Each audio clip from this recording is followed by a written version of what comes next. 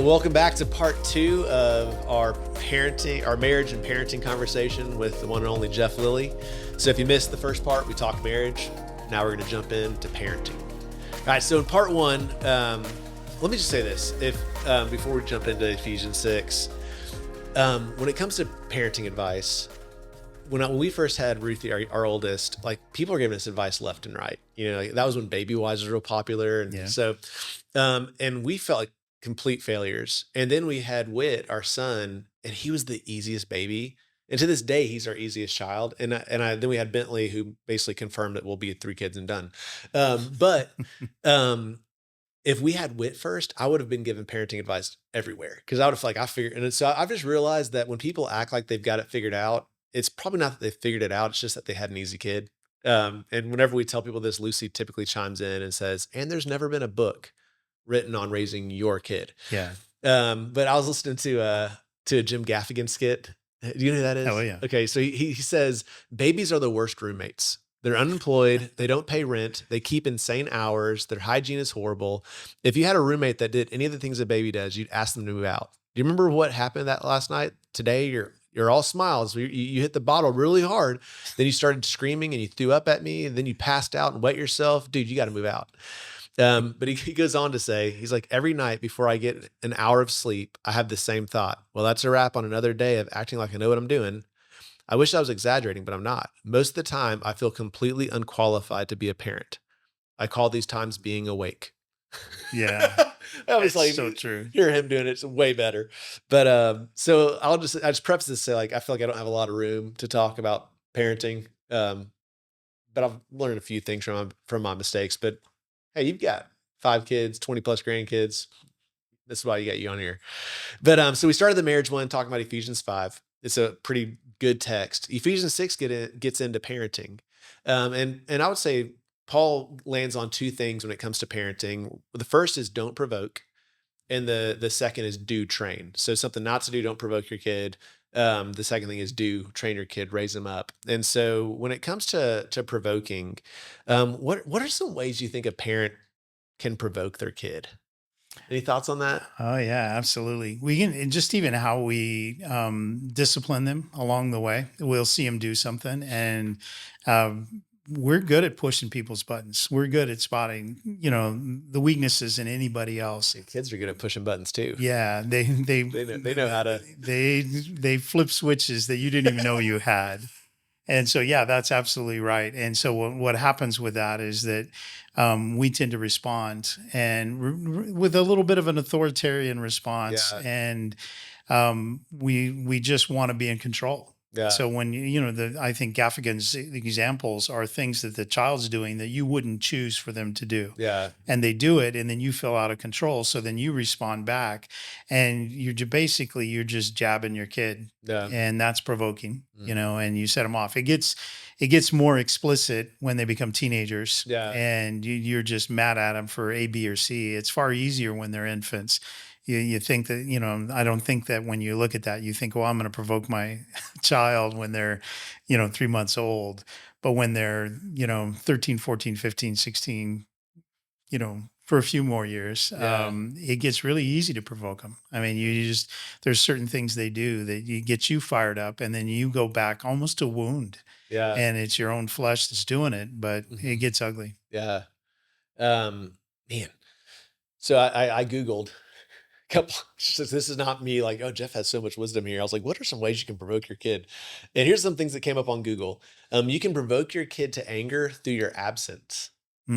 It's dad's never around. I think he loves his car more than he loves me. He never says I'm proud of you. It's like you're like an absent dad can so you're just not being around can provoke your kid.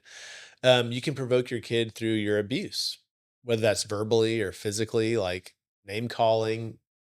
You can provoke your kid through passivity. We saw this once. I don't know if my mother-in-law listens to this, but she sent a book to Lucy on parenting after witnessing Lucy and Ruthie go at it, and she sent a book without telling her through Amazon. It was like like raising a strong-willed daughter or something. It was like so much passive way. And Lucy's like, I was making so mad. Why don't you just tell me?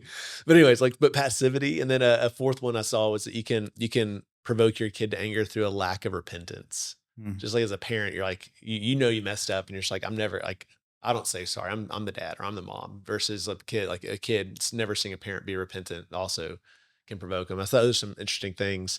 Um, so, but then you would say like, okay, so the opposite of provoking is encouraging.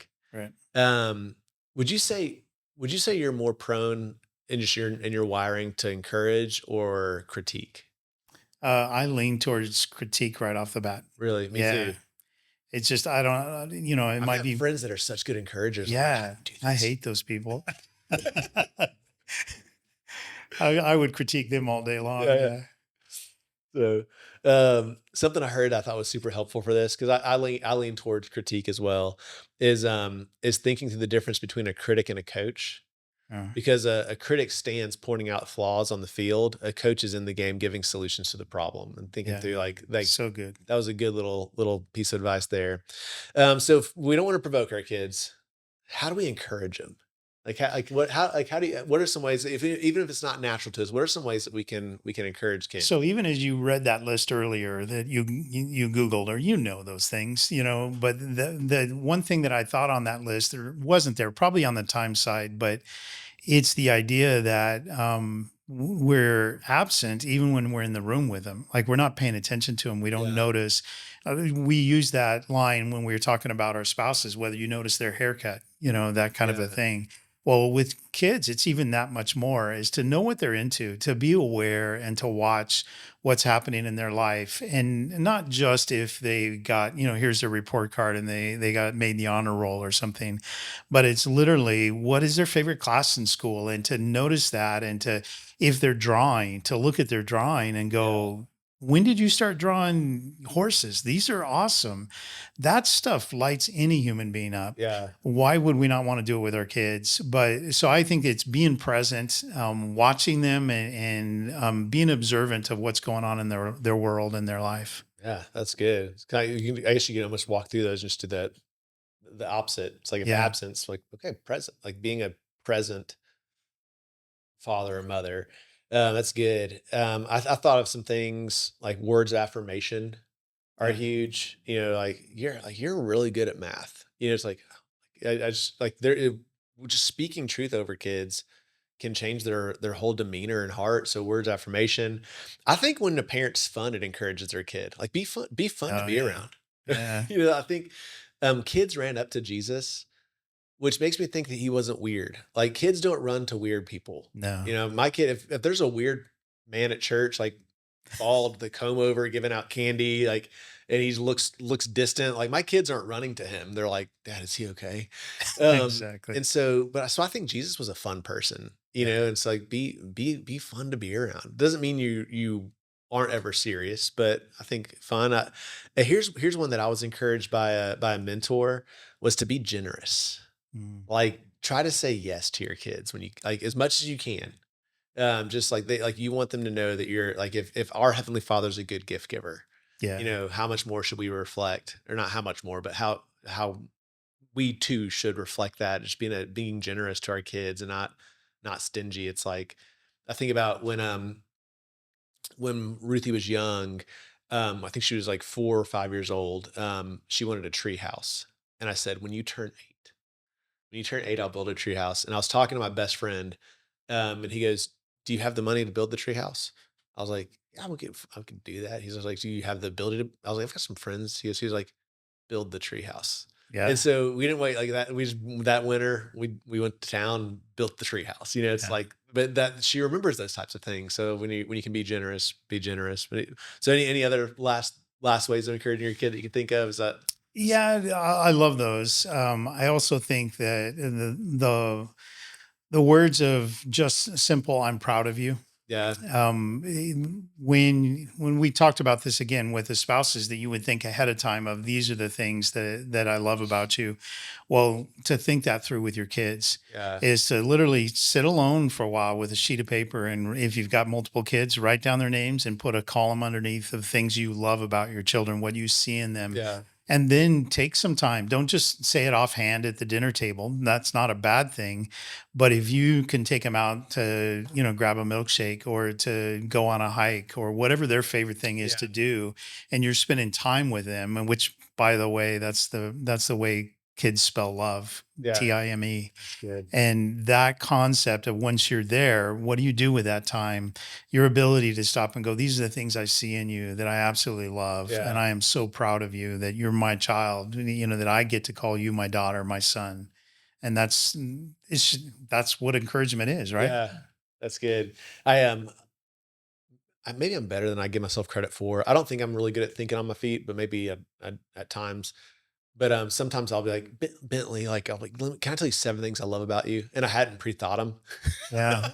Thankfully, like to this, but it's always fun to just list out things you love about your kids, and you can tell they light up just with Yeah. those words. Well, and here at work, I do this thing where I have a 21-point plan, Yeah, and it's like I don't need 21 things, but if it's like how do we love Johnson City more, the process of sitting down and thinking through if I'm going to fill out 21 things, I have to think hard to yeah, get 21 things. So when we do that with our kids, if you say, "Hey, what are 7 things?" and to build that list, that's a great exercise because you likely have way more than that, but to slow down long enough to stop and say, have I thought through it? And then have I communicated that to them? Because otherwise you just think, well, they know I love them. yeah. I'm feeding them, I'm putting clothes, got a roof over their head. They should be fine. And it's like, no human being is happy with just that. The zoo can provide that. I hate, yeah, I hate. Gosh, I hate to keep bringing up counseling. Maybe for someone they're encouraged, like, oh, that dude needs counseling. Maybe I do too. Yeah. I remember like I was listening off these things. Like I was like, I had food, I had shelter, like I had clothes. Like I didn't have a bad childhood. And my counselor's like, do you know who else has those things? Orphans. Yeah. Ouch. I was like, oh, but yeah, I think you're right. Like we want to take it beyond just meeting the basic needs. I'd say we don't want to provoke our kids. We want to encourage them. And I love that you said they spell love Time. I love to take daddy daughter dates, Mhm. and then you try to think like, what do you call that for your sons? We call them dad dude days. Yeah. But like just having those on the calendar, getting them done, doing them, and actually being with your kids, you can tell it's an encouraging thing. So we're not supposed to provoke. We are supposed to train. So, how do you train up your kid to be like Christ? And that's a big question. We were at our elder meeting the other night, and you heard a young dad who was sitting in with us, hanging out, ask like who's like, this is all my age group is talking about is how do we do this? And so, any tips on how to train up your kids to love Jesus, not just to follow Jesus? I would say to love and follow Jesus. Yeah. Well, we'll start with it's different than pets. Like shock collars are not necessarily wouldn't be my first choice. Maybe by the time they're teenagers, then you do it. That's that old thing that if you've got a barrel when your kid turns like 13, you put them in a barrel with a hole in the lid so you can feed them through the hole. And then once they turn 16, you plug the hole. We joke about it Yeah, that it's just like, oh, it's so hard. And the reality is that what what we learn from most is the thing that we look to that we want to be like what we want to aspire to. So a huge thing with kids is for us in the training up is the taking that verse, train up a child in the way they should go, and when they're old they won't depart from it.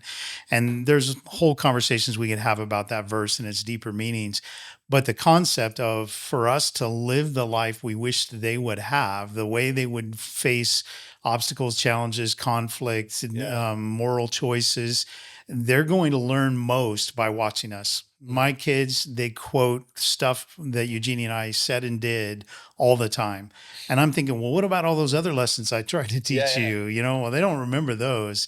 They remember what we did and how we lived life. And for us to do that in front of them, living life in front of them on the things that are most important is one of the best ways for training them up to be able to see, oh, this is how I do this with life, how we treat friends, how we treat each other, those kinds of things. yeah. That's good stuff. I I was listening to a podcast with a guy named Sean McDowell. He's at Biola. How far is that from LA? It's Is it? well, it's in the LA Okay. area. So Yeah. he's at Biola, and he was talking about why he doesn't do family devotions, which almost sounds sacrilegious, like for a Christian leader to be like, I don't do family devotions. Like, wait, aren't we supposed to do those 5 days a week at least, if not seven? And he goes, what I've realized is like, is more than any devotion, my kids watching me live my life and live our marriage has way more impact on them. So like, if I'm given a devotion and then I'm going off and living differently, it just all falls flat. So I want to model and be the type of parent that I want my kids to look up to and want to be like. Yeah. He says it way more eloquently and Well, better but than that's that. But true though. I know that my dad tried to do, he'd get on a kick and go, it's time for family devotions. And we'd all get up at 5:30 or 6 in the yeah, morning to fit his schedule. And we hated it. It was the worst thing, and I can look back at those fondly just because we all had a unified, we hate this. But we didn't develop a love for scripture by that. yeah, We developed our love for scripture by the times that my dad was studying the Bible early in the morning, and I would yeah, get up and see him doing it on his own, or the conversations that when my grandparents would come, the whole conversation would be something about scripture, and it was just normal part of our life. And I fell in love with the Bible through how they loved the Bible. yeah, And so I agree with that totally, that it's how we live it and how we do it in front of them. yeah. That's good. Yeah, so I'm a proponent of teaching your kids about Jesus. Like I would love it if myself or Jeff Smythe never had to lead another kid to Christ Yeah. because the parents did it. Yeah. But at the same time, is just as important as teaching the theological truths, whether you're a catechism person or is really being a parent that lives it as well. And that's going to carry a lot of weight for your kids' fault, not just obeying and doing behavior modification, but also falling in love with Jesus. So would you say when it comes to training kids, like for the Christian parent, is it just get them to know Jesus and theology stuff? I say this kind of tongue in cheek, but I have some parents are like, I don't need to teach my kid to change their oil. I don't need to teach my kid to mow the yard. Like I need to teach them the Bible, and they'll figure that stuff out. Um, Agree or disagree on that sentiment? I do disagree with that sentiment. I mean, it's poor kids like, my dad never told me how to change the oil. Like, what do I do? I'm Exactly. like, dude, let's go. We're gonna drive to Valvoline. You're gonna sit in line. So what? Like, I literally. It's No, like, I feel like my dad gifted me a head start in life because he taught me how to change the oil, how to change a tire, how to change the brakes, how to, and it's not about a car, right? yeah, It's the part that he knew I would become a man someday. Did I have the skills to be a man, to be a husband, to be a dad? yeah, That those things of going, these are the things you're going to need. And the reality is things he was doing anyway. So to invite me to come alongside him to see how you do the things in life, because as a little kid, you're looking up at him and you're just going, wow, I remember that moment that he became a mere human, yeah, but before that time, he was something special and he still is something special. He's dead now, so he's more special. But that concept of looking when we first start off, our parents are they're supernatural. hmm, And so when it's like superheroes to us. And so what happens is we got to realize we have that for a limited amount of time. yeah. That's going to evaporate and they're going to see our clay feet and know that we're not all that. They start asking questions, and you're like, oh, Exactly. like he doesn't know everything. Yeah, and they realize that Santa Claus doesn't exist. Oh, spoiler alert! But it's that kind of a thing that's who we are. But in the meantime, our ability to say these are the things that are going to make you a good person throughout all of life and all of Yeah, society, that is training up our children, and it's all kinds of things. It's how you treat a neighbor. It's when you're mowing the lawn and the neighbor's lawn hasn't been done. Do you stop right there on the property line, or do you rake the leaves from their yard, or do there yeah, my dad taught me so much by doing those little additional things. Yeah, he taught me how to ride a bike, yeah, that kind of thing. And he pushed along the back.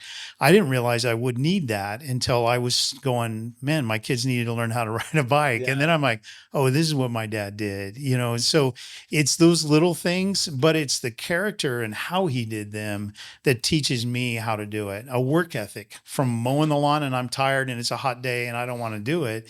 And he would push me and get me to a point I had a work ethic. Well, then later on, and I'm working and I realize, whoa, my boss wants to promote me. And the people that I'm working with, the reason why it's to promote me is they don't have a work ethic. They don't know how to work. And then I pick up the phone and I call my dad and I just go, Dad, thank you so much for what what you committed. Now, I don't think he ever sat down and used the words work ethic with me. And, Yeah. he didn't give me a book. He didn't, your mother-in-law aside, that kind of thing.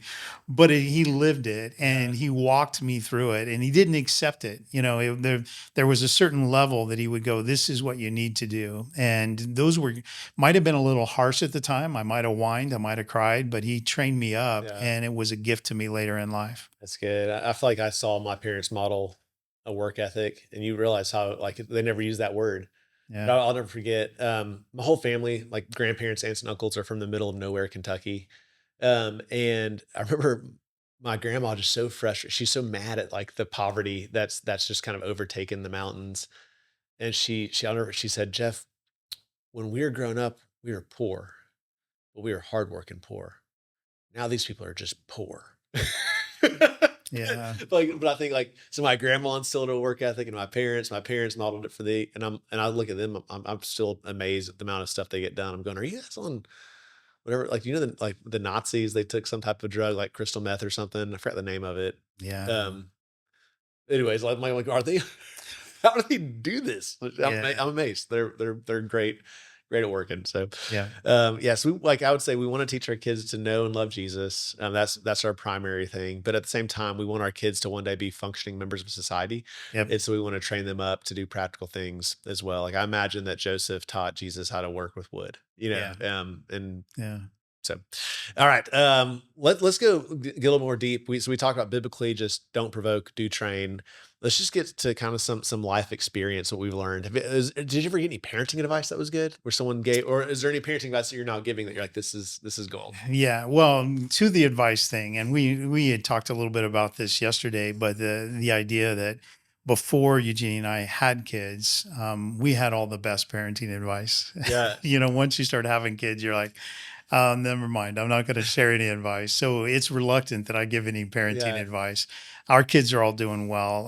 When they're walking with the Lord, we love our kids, and so I don't want to insinuate that we've hatched out a bunch of hoodlums into society. They're good kids. Very proud of them. The concept though for me is that I shared that when I first got married and we started having kids, that my dad gave advice for marriage and my mom gave advice for parenting. yeah, And the advice she gave was, you got to love Eugenie more than you love your kids, more than anybody else in the world. And I'm like, no, Mom, this is parenting advice I'm asking. yeah, And she's like, that's my parenting advice, yeah, is that if you have a home that is filled with love, and if your kids have a confidence that mom and dad love each other, they're going to grow up in a very secure environment, and they will have modeled for them a really healthy relationship being done right. So that turned out for me to be the best parenting advice. yeah, There's a lot of other things I would add to parenting, but the biggest thing, I think so many people have a broken relationship as a model to begin with. They don't have their mom and dad that are loving each other, that are loving the kids. yeah, And so the best thing you can do is go back and listen to the podcast before this one and go, what am I doing on my marriage to make sure that we're doing this really well? Because that's the biggest gift you can give your kids, yeah, more than any of the other parenting advice things that we'll roll through. But that's probably the best that I got was from my yeah. mom. That's good. I think, thinking of what you're saying, just not only do we want to have our marriage as the most important relationship, is also our kids need to know we're on the same team. Yeah. That like you can't, if a kid knows they can leverage mom against dad, it's not going to be good. And so they need to know that if punishment's delved out, even if I don't have a say in it, and I might not fully agree on I'm like, that's some harsh punishment. It's affecting us. Yeah, Like you're exactly. punishing us too. Um, but to be like at the end of the day, like, I'm not showing those cards. I'm on her team, and so or the same thing for her to me. It's we want to make sure our kids know that we are unified. We're a unified front. Those Um, should even be conversations you have when you're dating. as how do you raise your kids? How do you discipline your children? What do Yeah. before you even have kids? That those are great conversations to have with the person that you're thinking about spending the rest of your life with, because you do have to be on the same page. And we talked earlier about how kids know how to push the button, Yeah. and man, that's absolutely right. They're gonna stop and play mom against dad, and you've got to be on the same page. We're a pro spanking family, which I know that might people might have just left Redeemer. Yeah, But our commitment was we never spank out of anger. There, like if there's anger in any degree, like you were not spanking a kid. It's and so a spank is always in a calm environment on our end, yeah, and the kid's hysterical, and it's always light. It's so, but for them, it's like the worst thing. But it's like, so I'm gonna spank, but I'm never gonna do it out of anger because that's when it can go wrong. And so, but why was I saying that? We talking about disciplining kids. yeah, um, yeah, I think when it comes to discipline, another thing is just make sure the punishment fits the crime. yeah, You know, yeah, and also if you be a parent of your word. If you say you don't get to play this for 5 days, don't bend and start and let them come back to it in two. So whatever you say, let your yes be yes, your no no. And that's what, like, and our kids have learned that dad is the most thick-headed person in this house, and if he says something, even if it's the worst, he will stick to it. And so they know when we give punishment. yeah. Well, and this is the thing, right? Of our view of God and sin based on a line that says the wages of sin is death. Well, if it's not true, that changes Yeah, theology. yeah, It's just like all of Christianity is a wash. But that ability to say to our kids, not that whatever you do is going to lead to death, but rather that there are consequences. And if it's clear to our kids, what are the consequences? How important it is that it doesn't affect our love for them, but that there will be consequences to your actions. So that if there's clarity with our kids, that they know I can do these kinds of things, but I can't do that. And if I do that, these would be the consequences. If we can explain that to them ahead of time, as soon as that kid can flip that switch, then they're going to go, I want to avoid that. yeah, But that means the discipline has to be there. You have to be consistent in your discipline for them to learn that lesson and the importance of it. yeah.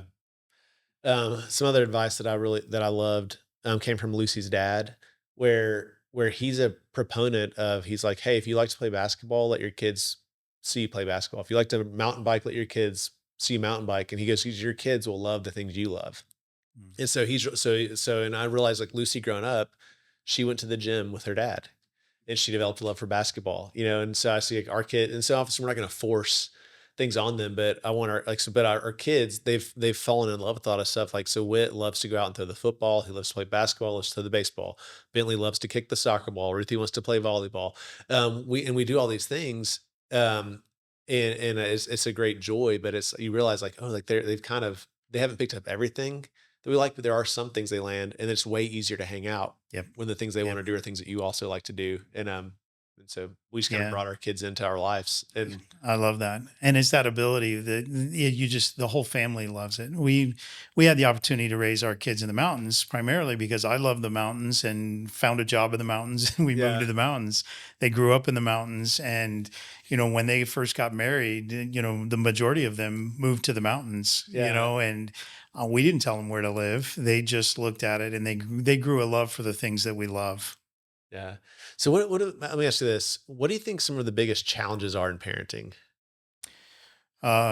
Depends on the age, Yeah, but sleep, it's that kind of thing. And, when you first have that, you bring that baby home and they don't give you the manual, yeah, it's that Gaffigan thing again, where it's like, man, nobody taught me how to do this. yeah, So that's a big one is that you look at it and they don't give you the manual when that thing comes home as an infant and you're like, this is a living thing. I can't even go to the pet store without them giving me advice on a goldfish, yeah, and yet here's a human being and they just hand them to you. That's crazy. But as they grow older, you tend to get a little more sleep on the nights when everything's going well. But then as they become teenagers, your reason for losing sleep isn't because they're making noise in the next room, it's because they're no longer in the next room. Yeah. And you're realizing they're out there in life. So that's it. You just look at it parenting and just going every few weeks, they're changing. They're becoming a different person. Yeah. And you're having to learn to become a good parent in spite of the fact that this is a different human being than you had last week. And so it requires us to continue to, one, know our kids, to stay involved in their lives, and to not allow the world to be the surrogate parent. Yeah. That's one of the hardest things right now. I think culture is sending absolutely upside down messages to our kids. Yeah. And that's the hardest thing I think of parenting for anybody who's parenting right now, is the challenge that your voice on godly advice and encouragement and training is going to be the louder voice than the one they're hearing in the world. Yeah. I remember it was probably 15 years ago where the people who study youth said today's high schooler is yesterday's college student. They're just saying like the amount of stuff that kids are exposed to um in high school now used to be things that were prolonged until college, but now high schoolers are getting it. And just very recently I heard someone say today's middle schooler was yesterday's high schooler. Yeah. So basically if you think about it, 15 years ago what kids were getting exposed to in college, it's now pretty safe to assume that that's what a middle schooler is getting exposed to. Yep. And so I think that's a pretty big challenge is how do you live in the world but not be of the world? How do you raise your kid knowing the amount of stuff that they're being introduced to, and how do you as the parent be the primary disciple maker in those things? That gets to a whole discussion of homeschool, private school, public school, and which is a whole nother hot topic. And I tell people I'm never going to paint myself into a corner where I wouldn't homeschool or a private school. Like I'm not. I said, but for us at this season, we're public school family. It's an easy way for us to be involved in our community. But I think it's not only family to family. I think it's kid to kid. Yeah, Like it is. like They're all different. yeah. So I've even Developed seen different. our family friends, our couple friends that have kids. Like you might have one kid that's at a private school, one's in public school, one's homeschooled. And I kid you not, there's a family with 5 kids, and they've got within that family of 5, there's homeschool, private, and public. And it's like, man. So I don't know if there's a right answer to that, but I get. But some people would be hardcore. You cannot let your kids be indoctrinated. But so we have to look at if we're going to say we're a public school family, is now we have to be very proactive in teaching our kids how to identify things, how to see things, how to know how to defend themselves. So it just creates a greater responsibility. It's not as easy as just handing them off. Yeah, I think so many times we put our parenting on auto auto drive, and just let it go. And then if something blows up, then we step back into parenting, and our ability to notice what our kids are facing, what they are likely facing in their day when they leave the house, is what do we do to prepare them for that? And I remember our youngest son is adopted, and he came into our family, and he had a rough childhood before we got him. Yeah. And we were in a restaurant one time, and he kept staring at this couple of family that was sitting off to the side in this restaurant. And he's staring at him and staring at him. We finally stopped him and said, "Dude, what are you doing?" And he stops and he's going, "What is that?" And we're looking over there trying to figure it out. And he was actually referring to the family unit and to a dad that he had not seen a man in a family unit his entire life. Yeah. And it was the first time, and he was trying to figure out, what is that? Well, that's that concept for us, is to realize I thought you that were going to say like they're ethnically no, different. no, our other kids, just to put it in that same perspective, though, that it feels a little embarrassing now, is one of our kids stopped and is pointing at an ashtray. And they were asking, what is that? And we're like, what? And it was an ashtray, but they'd not seen anybody smoke. Yeah. We raised them up in the mountains and nobody up there was smoking. And so they'd never seen a cigarette. They didn't even know what it was. So we bought a pack of cigarettes and helped them all light up. And I'm kidding, but it was, You're gonna smoke this whole pack. yeah, you'll know now. But there's a theory to that you actually want your kids to experience cigarettes from your perspective. Yeah. What do you say about it? What do they know about it? Because you get to have the first voice on how they see that. Yeah. Well, that's true with money. It's true with sex. It's true with music. It's true with politics. It's true. We could just go on and on. You have the ability to put that that spin of truth on it, and to Mhm. say, here's how to think about these things before the world comes and gives them a different message. Yeah, that's good. We referenced in the marriage podcast, Song of Songs, and I sent out a disclaimer email with some of the sermons Yeah. saying, "Parents, heads up, we're talking this week," and those are some of our highest attended family Sundays, Mhm. and parents are like, "I'd rather my kids learn about this from the Bible than from school," and so parents, where I was thinking you don't want to bring your kids, a lot of parents going like, "We're bringing This is our absolutely yeah, we're what we bringing want our them to hear. kids." Um, yeah, we had an issue talking about you want to be the one. I'm probably gonna butcher the story, but our son was in the library and some kid pulled up a test and it said, are you gay?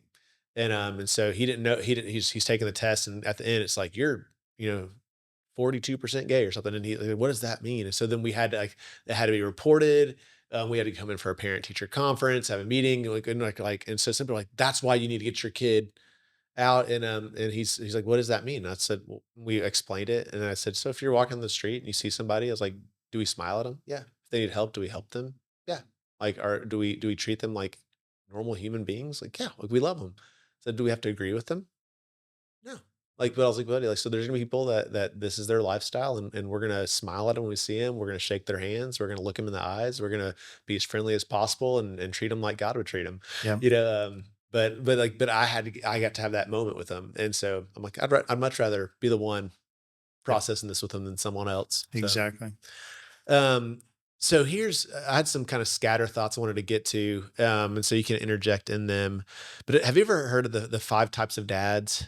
Where you have, I stole this, not my framework, but I think it's good. Is you have your your traumatic dad where he's not present because of a traumatic experience, whether Mm, he's passed away in war or in an accident or cancer. You have your terrible dad. The terrible dad is absent, but he doesn't have to be. So he could be present, but he chooses to abandon the family. You have your tough dad, which is kind of the military stereotype. You have your tender dad, which is the super soft. Um, and then you have a terrific dad. He's not a perfect dad, but a terrific dad knows when to be tough, when to be tender. And I heard that framework and then someone saying, as dads, we want to reflect Jesus. And they said Jesus is the lion and the lamb. And so like there needs to be time for parents, like especially for dads, to say, okay, there's times when I need to stand up and I need to be a tough dad. It's going to be hard, but I need to stand. There's also times you need to be tender and hold your daughter yeah, and just let her know that you love her. And so I think that's super helpful to think through for dads listening in is, be a terrific dad. If all you are is tough, you're going to raise your kids to think that God's only about rules. If all you are is tender, you're going to raise your kids to never understand justice. Be terrific if you, as best you can, not perfect, but be terrific. So that way our kids, when they hear the prayer, Heavenly Father, our Father in heaven, the imagery they get's not of someone who's tragic, terrible, or tough, but terrific. yeah. So, I love that. here's another one. um, Advice for sports parents. Because this is my world. Ruthie's in travel volleyball, Wits in travel baseball. They're all playing other sports, whether it's basketball and soccer. And so I'm around a lot of sports parents, and so I see dads just like I kid you not. 2 weeks ago, I had a dad tell me he's like, "Well, I've had a plan for my son since he was 2, and I'm following my plan. He's 11, and he's like, we're going to get him into a D1 school to play college baseball." And he's fought, and I'm like, "Did you ever play D1 baseball? Did you wish you did?" It's like, is this what's happening here? You're living vicariously through your dad or through your son. And so I was talking to a buddy who's one of the best athletes I've ever known, played for the Atlanta Braves. Um, and so he's got a son, Wit's age, and he goes, "Jeff, can I tell you what I tell my parents?" So he's coaching baseball in Texas. And he has this conversation with his dads. And he goes, after the game, he said the only question you ask your kids are, did you have fun? What was the best part? And he said, you don't make any critiques. You don't say anything that you saw. That's all you ask them the day of. And he said, then the next day, you could say, hey, do you want to work on anything? And if they say, yeah, I want to work on hitting, um, go outside and hit the ball with them. Or yeah, I'd like to throw, go outside and throw the ball. And you can ask them like, hey, I saw some things yesterday. Do you want me to speak into that? Just want to throw the ball. And he said, if your kid says, yeah, like, what, like, I need, like, could you help me? But you only go in to the degree that they give you permission. But he said, he's like, if parents would just learn day of, did you have fun? What was the best part? Day two, you gonna work on anything? And then just from there, you only go as far as your kid invites you in. And so if you're a travel parent, listen to this advice. I thought Yeah. that was awesome. Yeah. That's great advice. Anything you'd want to say to? No, I think that's exactly right. You have a unique role. Every now and then you get an opportunity for somebody else to speak into your kids' lives, and Yeah, you want to surround them with heroes. And when you have things like sports, it's a beautiful thing if you've got a good coach, is let that coach be that person. Take yeah, them to church and let them be in a youth group and let that youth pastor be there. The line of a prophet is not welcome in his own town. That's a parent to the kids. Kids, you think they're not listening. They're banking that truth. But when you get that ability for a coach to do the yeah, criticism and the coaching, let that coach do that, and you be the encourager, you be the one that's loving on them, and they're going to hear that truth in a new way from that outside person, whether that's a coach or a youth pastor or somebody like that. yeah. Um, it also turns out there's literally no one handing out scholarships at 11U baseball games. It's crazy. Um, I don't know how they're missing that. That's a great yeah, opportunity. and one last thing I wanted to mention before turning it over to you for final thoughts is a couple of years ago I did a sermon on parenting, and I called three families that I look up to, that I love, that I'm like, every single one of them raised all their kids and they now are young adults and love Jesus. Like, what did you guys do? And I kid you not, all three parents, unbeknownst to the others, referenced the same parenting advice they got from Focus on the Family. And it's called, I think it's called gospel shaped parenting. And so they said, whenever your kid messes up, um, they said, like, it starts off with, hey, I love you, and nothing's ever going to change that. So that's kind of like the principle of connect before you correct, and so it's really just but your kids need to know that you love them and that they messed up, but that nothing, like, there's nothing they could do to ever make you love them less, or love them more. Like, they're fully loved because they're your kids. The second thing is you're forgiven. It's like, hey, I forgive you. And one of the parents told me this. She's like, this is hard because Jace just got caught going 105 miles an hour in our Mercedes. Um, Been there, done that. and I was like, but she's like, you're forgiven. And I'm not gonna hold this over your head. And so you let them know that they're forgiven. And what that means is, like, what's done is done. It's kind of like the C.S. Lewis Chronicles of Narnia moment, Yeah. when Peter, Yeah. it's like Aslan comes out. It's like, what's done is done. Who's the voice of the lion? No, Is I it don't know is if it from the movie. Neeson? Oh, Who's the Liam Neeson. I think it's Yeah. Liam. Anyways, and then the third part is, but there are consequences. And so then you help them to understand, like, so for instance, like, if your kid lies to you, it's like, hey, like, I love you. Nothing's gonna change that. I forgive you. Like, you didn't tell the truth, but hey, there's some consequences.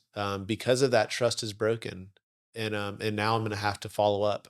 When you say you're gonna do something, I'm gonna have to follow up and check. Like, so, but all of a sudden they know, like, there's a consequence. And then the fourth piece is, but hey, you have the Holy Spirit, and I know you can be a truth teller, or I know you can obey the laws of the land and not go 105 miles an hour.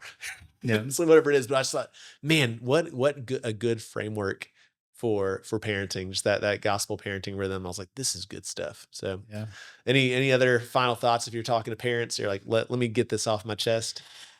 Just that you recognize, and I think most understand that it's a lot of work, Yeah, but I think the responsibility question is should be even bigger in our minds, that we take it seriously, that we don't add, just simply sub it out to somebody else to raise our kids.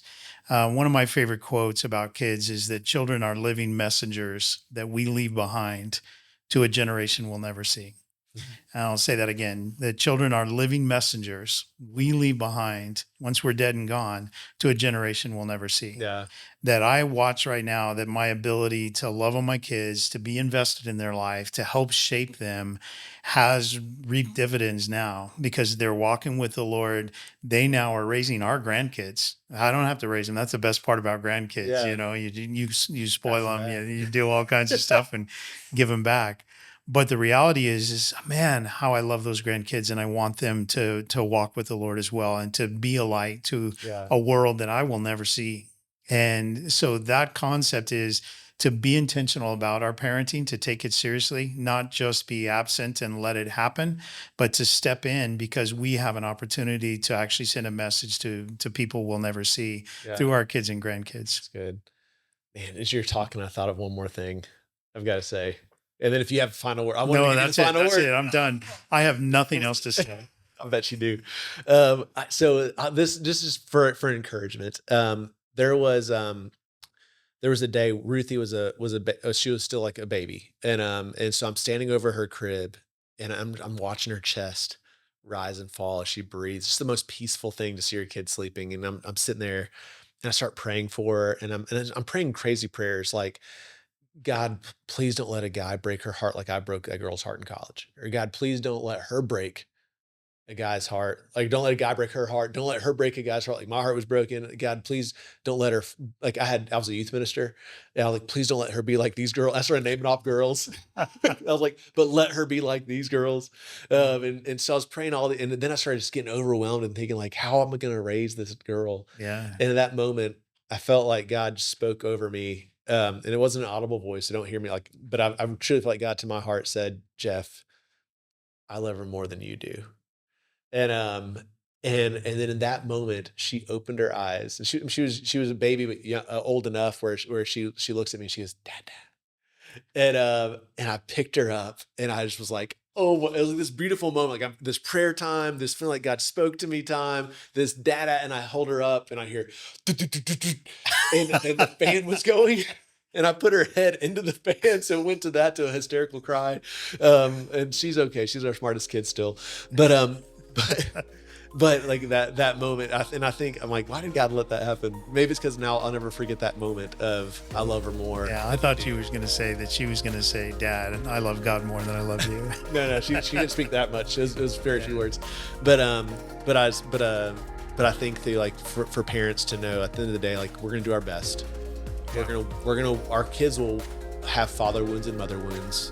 Even the best parents leave them. Yep. But at the end of the day, like our greatest confidence has to be like, like God loves my kid more than I ever could. And that's my hope. Yep. So yeah. It's good stuff. Well, Jeff, thanks for hanging out. Yeah. Good Thanks for having wisdom. me. We'll have to do it again. All right. All right. Thanks.